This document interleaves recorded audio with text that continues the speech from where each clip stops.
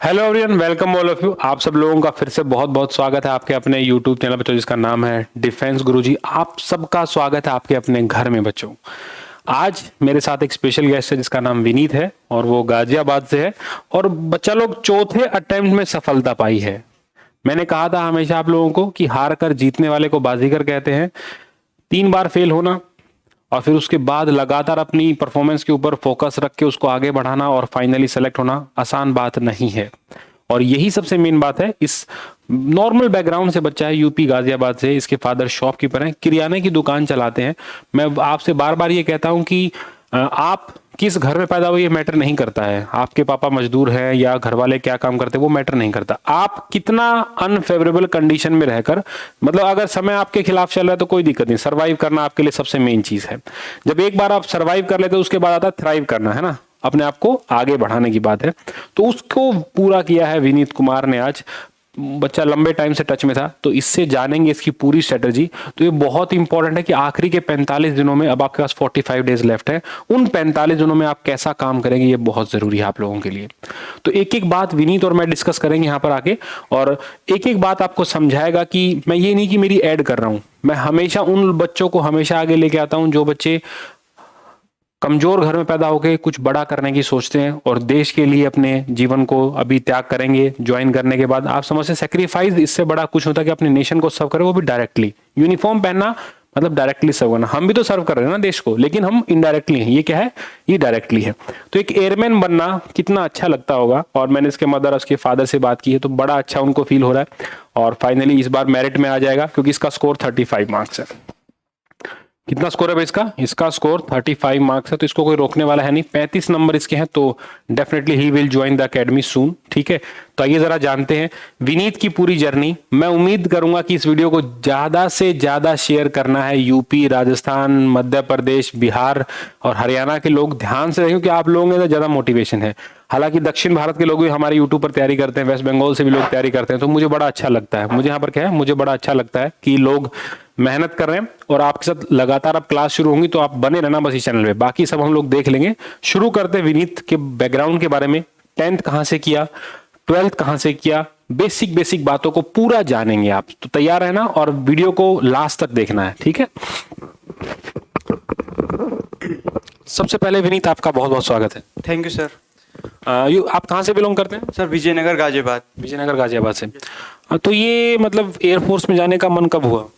Sir मेरा motivation sir शुरू से ही था। मतलब जब मैं 8th 9th में था तो सर मेरा वो डिस्कवरी पे मैं वीडियो देखता था, तो सर मतलब शुरू से ही था मेरा मोटिवेशन कि कुछ अलग करना है वर्दी, और कुछ मतलब डिफेंस था कि कुछ एडवेंचरस, कुछ नई चीज़ करनी है सबसे अलग। क्योंकि मेरी कोई कॉलोनी में या कोई मेरे आसपास मेरे रिलेटिव में भी कोई इसमें डिफेंस में नहीं है, तो इस वजह से मुझे था कि कुछ अलग करके दिखाना है। और कुछ मेरा एडवेंचरस भी था कि मतलब एडवेंचरस करना है कुछ। तो मैंने नेवी भी ट्राई करा, आर्मी भी करा, लेकिन फिर एयरफोर्स के मैं 2-3 अटेम्प्ट करे, जब जाके सर में क्लियर हुआ। ये आपका चौथा attempt? Yes sir, 4th attempt था, लास्ट अटेम्प्ट था सर ये। अच्छा विनीत, 10th कहाँ से की, 12th कहाँ से की? सर प्राइवेट स्कूल से करी थी, मेरे वहीं विजयनगर में है CSHP पब्लिक स्कूल, और 10th 12th मैंने सेम स्कूल से करी थी।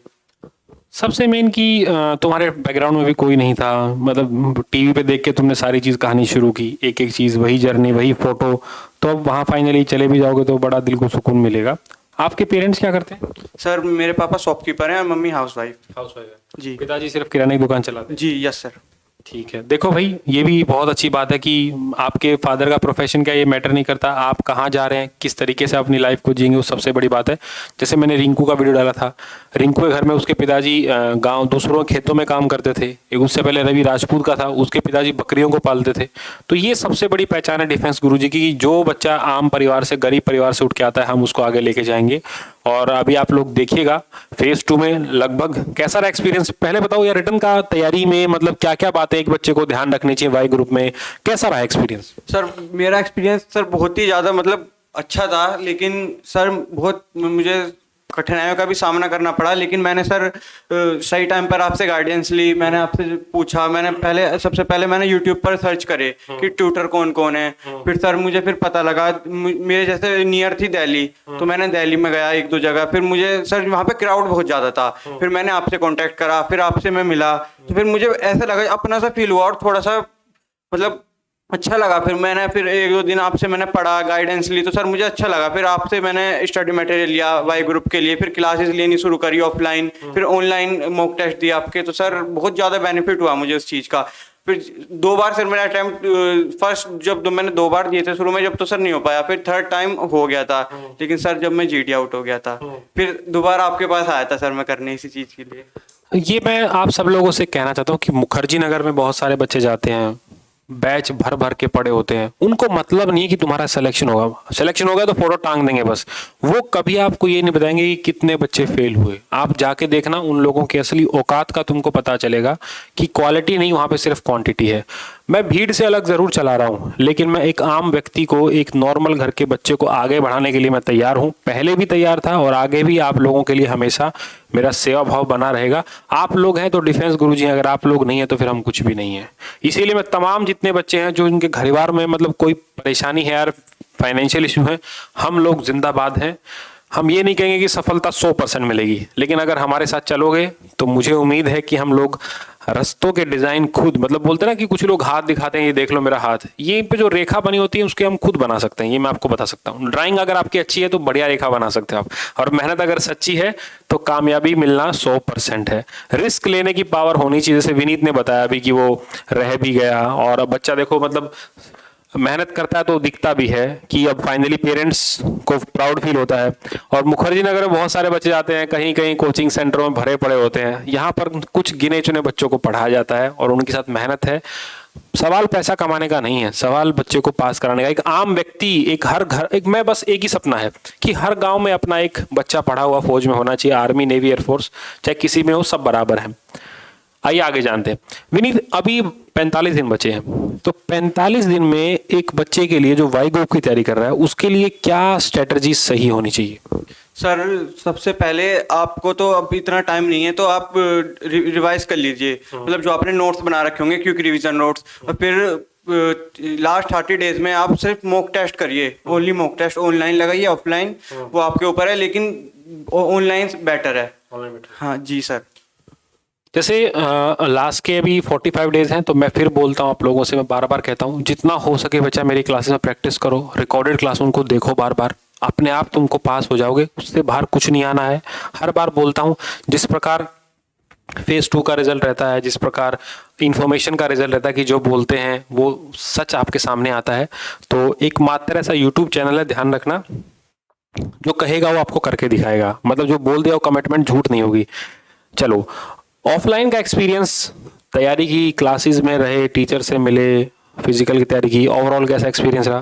सर ऑनलाइन से अच्छा ऑफलाइन होता है मेरे अकॉर्डिंग, क्योंकि सर ऑनलाइन घर पे मतलब 1 घंटा पढ़ लिया, 2 घंटे पढ़ लिया, फिर सर वो नहीं होता ना कोई मतलब प्रेशराइज करने वाला कोई, तो सर आपके पास आया, ऑफलाइन करा, तो आपने सर थोड़ा बहुत फ़ोन चलाया, फिर थोड़ा डर बना रहता था, मतलब अंदर की सर आ जाएंगे फिर पूछेंगे, मतलब तो सर एक गाइडेंस थी हमारे, प्रॉपर गाइडेंस थी हमारे ऊपर, तो फिर हमने फिर ऑफलाइन करा, तो सर बहुत अच्छा रहा। मतलब ऑफलाइन मुझे बहुत ज़्यादा फर्क पड़ा ऑनलाइन से। तो आपके पास जब आया था तो सर मेरे पास आए 4 मंथ बचे थे, सर 4 मंथ में आपने जब डेली क्लासेस ली, फिर मॉक टेस्ट प्रोवाइड करे, मैं ऑफलाइन भी करे, तो सर उससे बहुत ज़्यादा फर्क पड़ा मेरे को करने के लिए। तो यही मैं आप लोगों से कहना चाह रहा हूँ, 45 दिन है, इनफ है आज भी एग्जाम निकालने के लिए, ऐसी कोई बड़ी बात नहीं है, लेकिन बस सही हाथों में होने चाहिए तुम। यहाँ व्यूज़ के लिए बात नहीं होती है, सिर्फ एक ही रिक्वायरमेंट रहती है कि बच्चा क्लास ले ले, ठीक है, वॉच टाइम हम लोग देखते रहते हैं, और आप लोगों से एक ही डिमांड है बस। मैं हर बार बोलता हूँ कि प्रत्येक 1000 व्यूज़ के ऊपर मैं एक नया वीडियो बनाऊंगा आप लोगों के लिए। अगर जैसे इंग्लिश वाले सर लगे रहते हैं आपके लिए पूरे दिन, मैं कुछ टाइम के लिए बिजी होता हूँ, लेकिन मैं फिर भी आप लोगों के साथ काम करूंगा। अभी 45 दिन लगातार पढ़ाऊंगा, जी जान से मेहनत करेंगे, रोजाना मॉक टेस्ट बनाएंगे, एक्स और वाई का भी, तो उसके लिए आप टेंशन मत लीजिएगा, साथ बने रहना, उड़ा देंगे गेम को।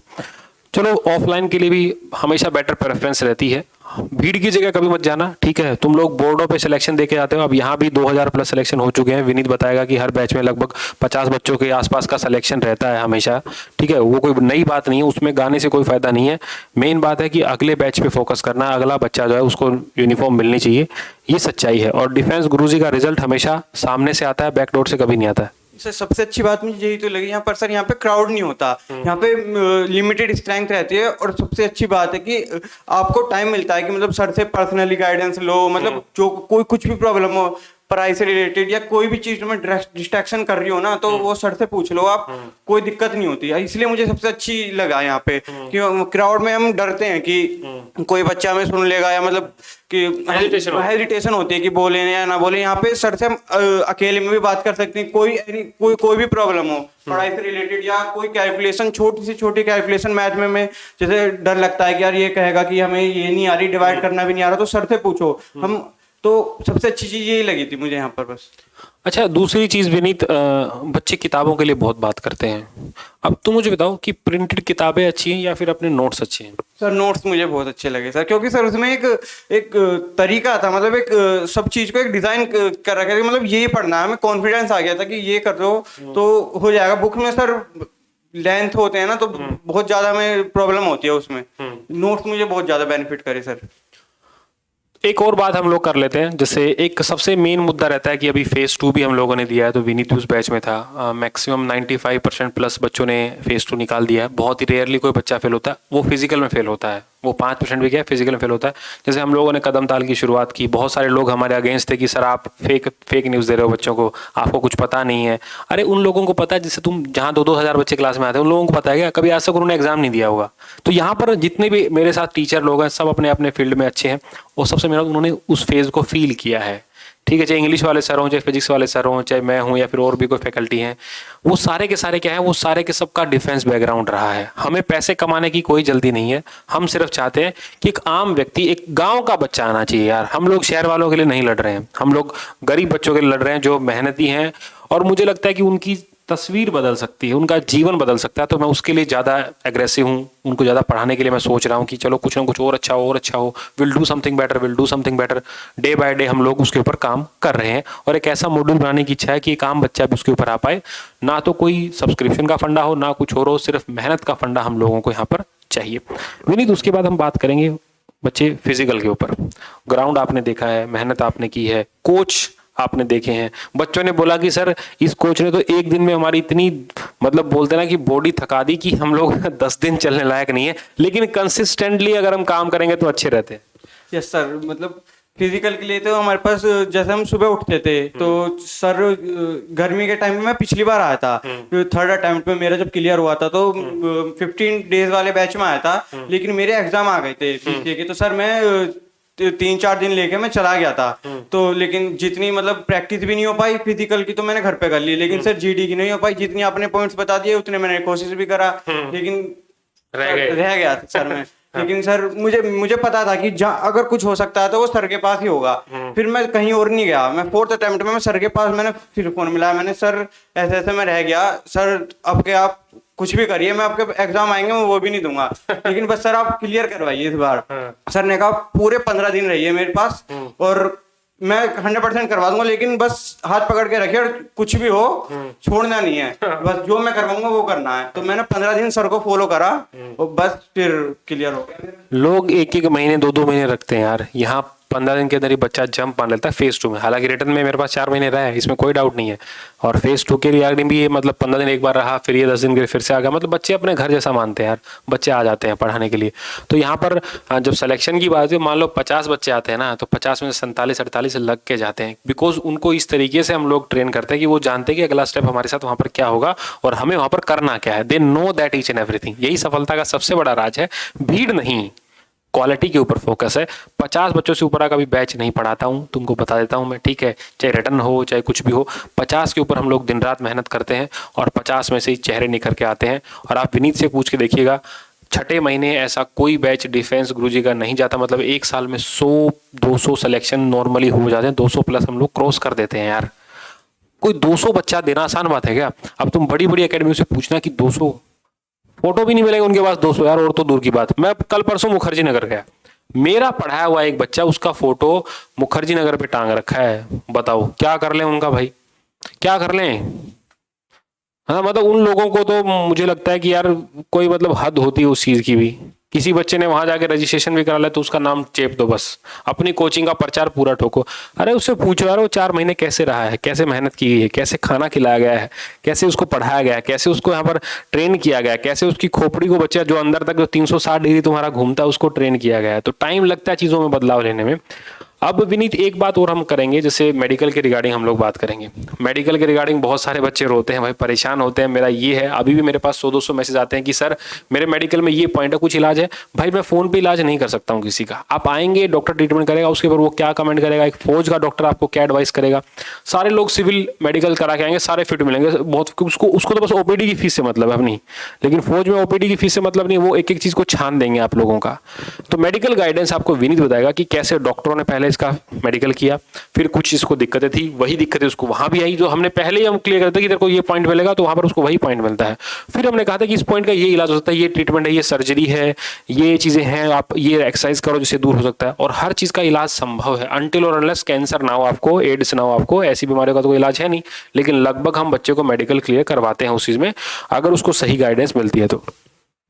सर मेडिकल में तो जैसे मैं जब फेज 2 के लिए आया था आपके पास जीडी के लिए प्रिपरेशन करने, तो आपने मुझे पहले वहाँ पे बता दिया था कि तू एक बार यहाँ पे करवा ले, यहाँ पे सर का कोई है डॉक्टर, तो कि वहाँ पे मेडिकल करवा ले तो उससे पता लग जाएगा। अगर कोई प्रॉब्लम हो तो अभी ठीक हो जाएगी, बाद में तू फेस करेगा तो उससे अच्छा है कि अभी पता लग जाए। तो फिर मैंने बात फॉलो करी, फिर मैं डॉक्टर के पास गया, सर के अकॉर्डिंग मैंने फिर सारे टेस्ट करवाए। तो फिर मुझे पता लगा, एक तो मेरे स्वेट पाम था, और फिर सर ने फिर बताया कि इसे मतलब जैसे भी बोला सर ने कि हो जाएगा, टेंशन मत ले। और बाकी सर ने बताया कि जैसे बच्चों के ईसीजी में पॉइंट बनते हैं, तो सर ने फिर मुझे खूब मोटिवेट करा कि देख इसमें तो डरिए मत, बहुत नॉर्मल रहिए। और वहां पे भी इतना अच्छा कोऑपरेटिव स्टाफ था उनका कि मतलब मैं थोड़ा बहुत नर्वस तो होते हैं, सर ने बोला था, लेकिन मैं जब भी थोड़ा डर रहा था तो उधर बहुत ज्यादा कोऑपरेटिव था। उन्होंने फिर बोला कि तू डर रहा है, थोड़ा रुक,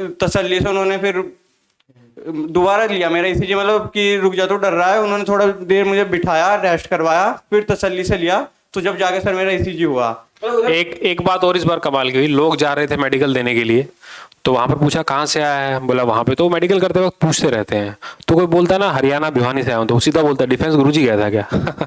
अभी मेरे एक पड़ोस में एक लड़का रह रहा था, वो भी मुंबई गया था, तो वहां पर भी सीओ साहब थे, तो उसने अपना इंट्रोडक्शन दिया, तो ही आस्क किया तू कहाँ से पढ़ा है, तो ही सेड वहां से पढ़ा हूँ। तो मतलब एक बहुत अच्छा रिस्पेक्ट भी मिलता है कि यार वहां से बच्चे पढ़ रहे हैं, सेलेक्ट होके जा रहे हैं, तो इससे अच्छा और यार क्या रिकॉग्निशन की कि हर जो भी आपके एएससी वहाँ के सीओ साहब भी अगर रिकॉग्नाइज कर रहे हैं, तो उसमें मतलब मुझे लगता है, मुझे अच्छा फील होता है कि चलो यार बच्चे जा रहे हैं वहाँ, नाम रोशन करके आ रहे हैं, और अपने अपने जो पेरेंट्स का ड्रीम है वो पूरा हो पा रहा है, खुद के पैशन के लिए लोग लड़ रहे हैं, तो ये बड़ा मुझे अच्छा लगता है। मेडिकल में बच्चे जाते हैं तो पूछता है आप लोगों को कंफर्ट कराने के लिए कि कहाँ से हो तुम, ताकि तुम्हें डर ना लगे, ताकि तुम सही से रहो। बिना काम में अगर तुम पॉइंट बनाओगे फिर तुमको दिक्कत होगी, फिर तुम चक्कर काटोगे, घूमोगे, आज री मेडिकल के लिए वहाँ एमआरओ कटवाओ, चालान भरो, फिर वहाँ जाओ। इसलिए अच्छा है ना कि पहले से तुम तैयार हो, always better to start early.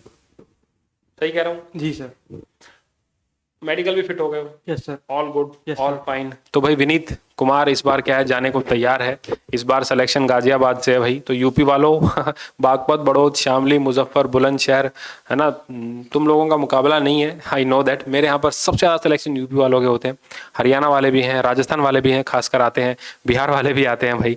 मतलब मुझे लगता है कि मेरे पास बाहर के बच्चे ज़्यादा आते हैं एज कम्पेयर टू। अभी तो आप लोगों के लिए बहुत अच्छा प्रोग्राम शुरू होने वाला है, तो घबराइएगा नहीं, चैनल के ऊपर बने रहो, बच्चों से ऐसे मोटिवेट होते रहो। एक आम बच्चा भी जिसके घर वालों की किराने की दुकान है और इसकी मदर बहुत ज़्यादा इसको लेके वरिड रहती है हमेशा ही कि बच्चा क्या होगा, फाइनली वो भी अब चैन से बैठे होंगे कि चलो यार बच्चा मेडिकल फिट हो गया, अब फाइनली ज्वाइन करने की बारी है। इससे बढ़िया और लाइफ में कुछ भी नहीं है यार, नथिंग।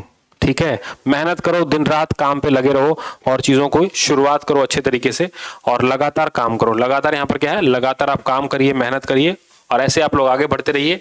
आप सब लोगों को ऐसे ही मुझे बस प्यार देते रहिए, चैनल को शेयर कर देना, वीडियो हर एक बच्चे तक जाना चाहिए यार कि हम आम व्यक्ति हैं, हम आम किसान परिवार से हैं, मतलब नॉर्मल बैकग्राउंड है, फिर भी हम लोग लड़ेंगे और हम लोग जीतेंगे। और इस बार 45 दिन बचे हैं, सिस्टम का बैंड बजा देंगे, ध्यान रखना, पढ़ाइयों को बिल्कुल सही तरीके से करेंगे, मेहनत, लगातार गाइडेंस, आप लोगों का साथ, बस यही है डिफेंस गुरुजी का सबसे मेन मोटो। जय हिंद, जय भारत। जय हिंद सर।